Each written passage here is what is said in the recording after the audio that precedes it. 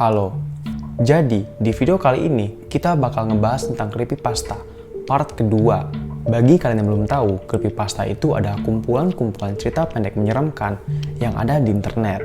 Terus bagi teman-teman yang baru datang, silahkan juga cek video sebelumnya, oke?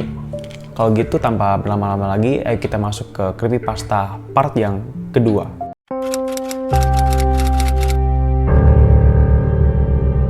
Cerita pertama. Dulu aku sangat mencintainya. Aku adalah pria paling beruntung karena bisa bersamanya setiap hari. Bahkan aku sudah mulai terbiasa dengan bau busuk kekasihku. Oke, di sini berarti si pacarnya antara udah mati atau memang bau busuk aja kan, kita nggak tahu kan, entah keteknya atau ya gimana. Oke, lanjut. Dulu adikku punya sebuah boneka cantik bermata biru cerah, berbibir merah tua, dan berambut kuning keemasan. Suatu hari, ketika sedang bermain, kami menemukan foto-foto gadis yang mirip dengan boneka adikku. Dan di pangkuan foto gadis itu juga tersandar pula sebuah boneka yang sangat mirip dengan adikku. Wow, berarti adiknya udah berubah jadi boneka. Ya, nggak begitu seram sih, tapi oke, lanjut. Kau ingin melepaskan baju dan memandikan putramu yang berdiri. Ia bercerita tentang 10 tahun lalu, ketika putramu sedang bermain dengan teman khayalannya. Temanmu itu tak nyata sayang, ujar dirimu, sembari membuka baju putramu, dan kau melihat di kulit punggungnya tergores tulisan, "Aku nyata." What the? Oke, ini fake sih. Psikopat ya, hantunya psikopat. Kok segitunya gitu kan, cuma untuk membuktikan kalau dia nyata. Ini setannya jahat banget sih. Ya nggak segitu bro, ya bisa lu kasih penampakan kayak nyokapnya. Ya nggak mesti lu korbankan juga punggung teman lu itu kan. Hantunya goblok sih ini, fix. Oke, lanjut. Aku mengecek putraku sebelum tidur, membenarkan bantalnya, dan memperbaiki selimutnya supaya nyaman. Anakku tiba-tiba saja merengek, "Ayah, tolong periksa, apakah ada hantu di bawah kolong tempat tidurku?" Sambil tersenyum, aku menuruti permintaannya dan menengok ke bawah kolong. Di bawah kolong, aku menemukan sosok anakku, anak yang mirip persis dengan bocah di atas tempat tidur. Dia pun meringkuk menggigil di bawah sana, sambil berbisik kepadaku, "Ayah, tolong, di atas tempat tidurku ada hantu." Yang ini bukan serem malahannya, agak kelucu gitu. Kok bisa dia mikir kayak gitu si hantunya ya? Mau ngerjainnya niat banget, dan kamu menurut gua adalah hantu yang smart karena kau bisa menuduh manusia menjadi seperti dirimu. Oke, lanjut. Sungguh asik bertamasya ke kebun binatang, apalagi setelah kudorong tubuh temanku masuk ke kandang buaya. Seru sekali menonton para buaya itu memangsanya hidup-hidup. Oke, fix kalau teman lu ngajak kebun binatang, lu boleh agak sedikit curiga ya. Bisa aja ternyata yang nulis ini adalah teman lu sendiri kan, kita juga nggak tahu, dan itu kenapa. Oke, lanjut. Setelah berjuang susah payah, bahkan hingga berdarah-darah, akhirnya aku dapat menyelesaikan tugas skripsi ini. Wow, keren sih. Kongres untuk kamu ya. Bayangkan saja, aku sampai harus menyandra istri dan anak dosen itu agar ia sudi meng-ACC lembaran skripsiku. Oke, ide yang bagus. Enggak ya, jangan dicontoh. Coba bercanda ya. Habis tulisan skripsi, lu bakal disidang loh di kantor polisi. Malah 2 kali sidang kan. Aku heran, kenapa ibu tak merestui hubunganku dengan Sandi. Padahal ibu sendiri memberiku papan ouija untuk memanggil arwah Sandi. Shit. Jadi si anak ini mau pacaran sama hantu dong. Terus dia minta restu sama ibunya. Ya nggak akan direstui lah. Lu mikir kayak pakai otak gitu. Oke, lanjut. Aku tak bisa bergerak, bernapas, berbicara, bahkan mendengar. Dan keadaan selalu gelap gulita. Jikalau aku tahu bahwa keadaannya bisa kosong seperti ini, mungkin aku akan memilih untuk dikremasi saja. Oh, oke. Dari yang gue nangkep, mungkin aja kayak kemarin ya, dia udah mati, ternyata hidup lagi dan dalam kondisi udah dalam peti, lantas dikuburkan. Iya, yang kayak gini beneran serem sih, kalau lu ternyata cuma mati suri kan, dan lu udah dimasukin dalam peti, udah di dalam tanah, lalu tara lu hidup lagi, itu kan gak enak banget kan. Lu harus mati lagi, lu harus tersiksa seperti itu kan. Bener, mending dikremasi saja ya. Oke, lanjut. Tak usah takut kalau sedang sendirian. Lihat aja di sekelilingmu, kiri, kanan, bawah kasurmu, dan di dalam lemari pakaianmu. Tapi jangan pernah lihat ke atas. Dia tak suka kalau kau melihatnya. Wow, tiba-tiba kayak gini gue bisa relate sih. Soalnya kan bisa aja terjadi di kehidupan kita kan. Apalagi dibilangnya jangan lihat ke atas guys. Oke, lanjut, nggak boleh lihat ke atas. Saudara perempuanku selalu mengatakan kalau ibu membunuhnya. Namun ibu mengatakan kepadaku kalau aku tak punya saudara perempuan. Nah, yang kayak gini nih, kita nggak tahu siapa impostor sebenarnya, ibunya kah atau saudaranya. Oke, lanjut. Istriku sangat harum dan sedap dipandang saat aku mengeluarkannya dari oven. Agak gimana gitu ya. Jangan gitu dong om, kasihan tantenya kok kamu panggang om. Kan bisa makan daging lain ya selain daging manusia. Atau kalau om baik juga boleh sih om, kirimlah dikit-dikit dagingnya ke saya. Bercanda, oke, lanjut. Aku adalah pencari terhebat dalam permainan petak umpet. Siapapun yang pernah bersembunyi dariku tak akan pernah muncul lagi setelah aku temukan. Oh shit, dari yang gua tangkap berarti cuma ada dua kemungkinan ya.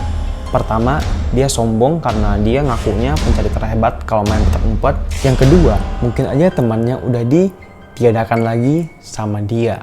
Ngerti kan maksudnya? Lanjut.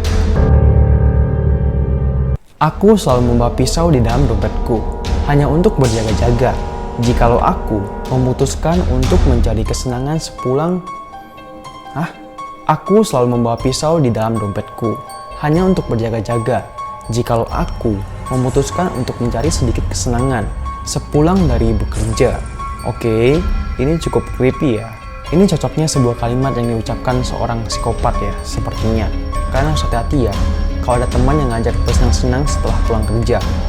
Cek dulu dompetnya, bisa aja ada pisau. Lanjut.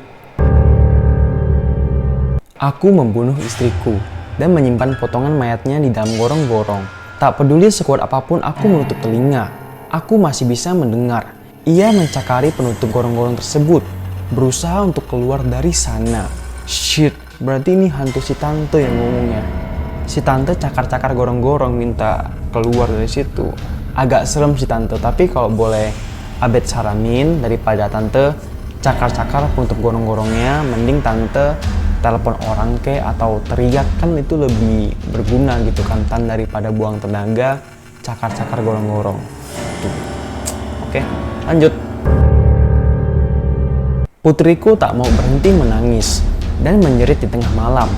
Aku pun mendatangi kuburannya dan memintanya untuk diam, tapi itu sia-sia. Oke, berarti si putrinya itu udah meninggal dong ya.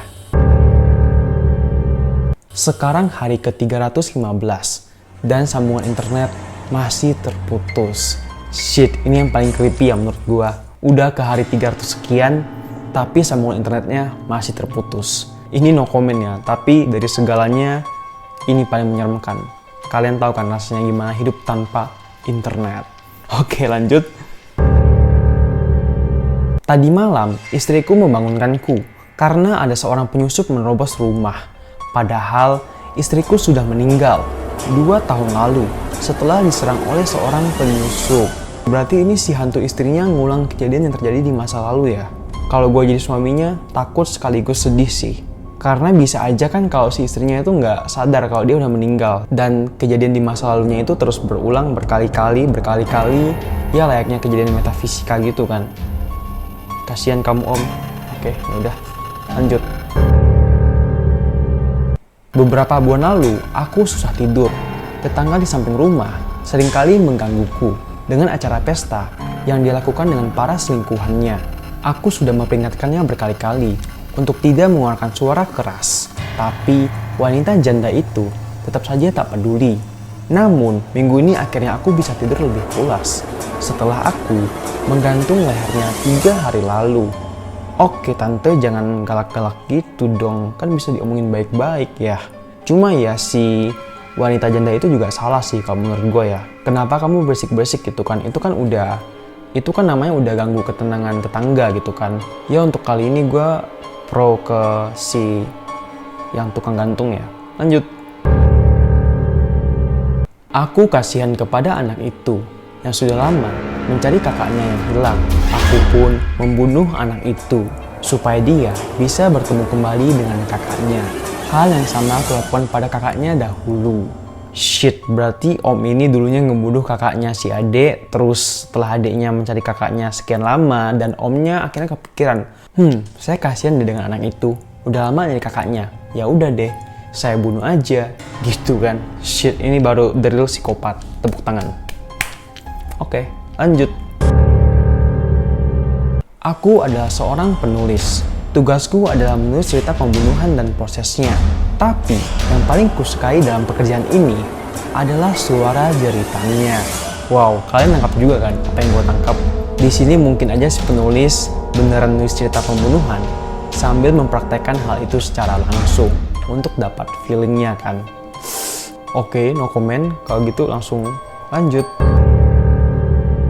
Aku tidak bersungguh-sungguh ingin melompat dari lantai 2 rumahku, tapi adikku yang lucu telah mendorongku dari sana hingga patah leher.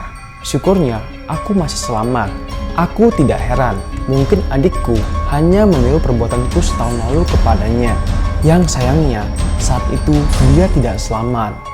Berarti si kakak ini udah ngebunuh adiknya dengan cara didorong.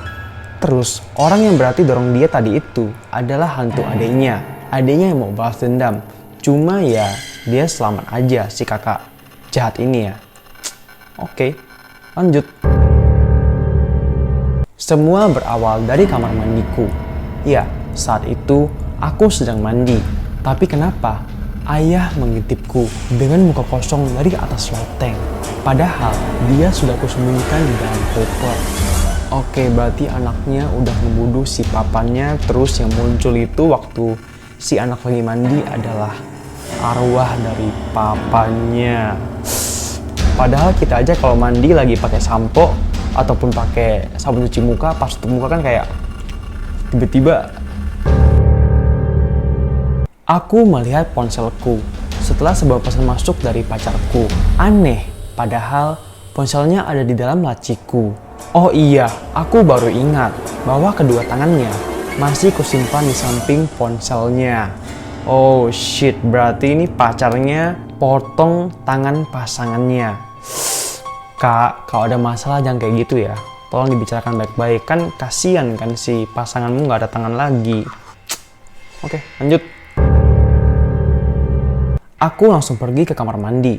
Setelah aku kembali ke kamar, aku terdiam karena menemukan diriku masih terbaring di atas kasur.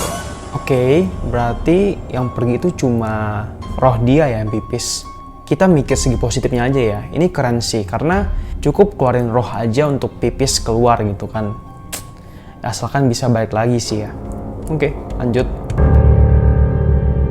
Selingkuhan suamiku hamil dan aku berjanji membereskan semuanya. Ku minta ia mengajak perempuan itu datang ke villa kami. Sementara aku menyiapkan satu lubang kubur di belakang villa. Semua akan beres, pikirku. Perempuan itu cepat mahir saat kuajari cara menggunakan pistol. Nah, di sini plot twistnya, si istri sama si perempuan yang hamil, selingkuhan suaminya itu, mau ngebunuh si suami. Oke, tapi ya udahlah, bunuh-bunuh aja. Soalnya kan emang dia juga selingkuh kan, dan dia udah ngambilin orang lain. Salah kamu om, kalau di sini aku ada di pihak si tante ya. Oke, lanjut. Aku adalah anak dari orang terkaya di sekolah, bahkan daerahku. Terkadang, aku mengajak satu temanku yang beruntung untuk ikut jamuan makan di rumahku. Sayang, setelah acara selesai, mereka tak lagi pulang ke rumah dan malah menetap di lemari esku. Wah, ini temannya kanibal ya. Dan gue paham kenapa keluarganya kaya. Soalnya dia nggak perlu beli daging sapi, daging ayam, dan lain-lainnya itu. Karena ya mereka pakai daging manusia, jadi hemat gitu kan. Oke, bagus. Nggak bagus ya, gue bercanda, oke. So, ya, segitu aja dulu untuk creepypasta part keduanya. Dan kalau menurut kalian yang mana paling menyeramkan? Kalau bagi gue yang internet ya, udah hari ke-300 sekian dan internet masih aja keputus. Itu serem banget sih, paling serem gitu ya. Soalnya gimana cuy, kalau nggak ada internet kan ya gimana gitu kan. Dan yang lain juga sebenarnya cukup menyeramkan sih, tapi di part kedua ini paling banyak tentang pembunuhannya, juga kanibalisme. Untuk hantunya ya sedikit lah. Juga thank you creepypastanya yang jadi santapan gua malam ini. Bagaimanakah dengan kalian? Apakah kalian udah kenyang dengan cerita ini? Kalau gitu sekian dulu dari gua Albert, dan ini siapa namanya nggak tahu, dan thank you.